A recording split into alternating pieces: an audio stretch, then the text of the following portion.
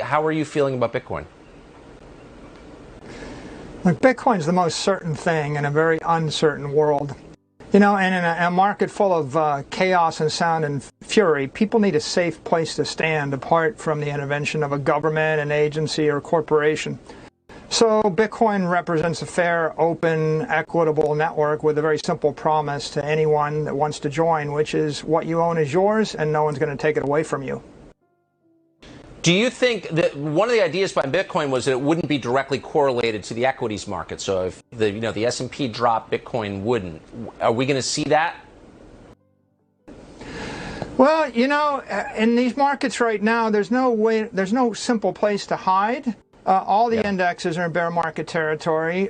Bonds don't represent a safe refuge because they're currency derivatives. No. Stocks have to grow their cash flows faster than the inflation rate.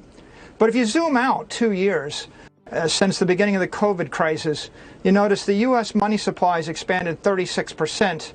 Gold is up 7%. The S&P index is up 29%. The Nasdaq's only up 19%. Bitcoin's up 229%. So if you can stomach the volatility and you take the long view, you've got a safe haven there. So, I mean, I guess the simplest measure of how you feel is what you're doing. What are you doing with Bitcoin right now? Are you buying or selling? Whenever I have some spare cash, we buy more Bitcoin. Yeah, we're taking a very, very long view toward this. The network's only getting better. Adoption is improving. Very constructive regulation is coming out of D.C. And the Lightning Network is moving us closer to Satoshi's promise of letting everybody in the world trade with each other at the speed of light in a fair and equitable fashion. So you're buying? Yeah, I'll be buying at the top forever.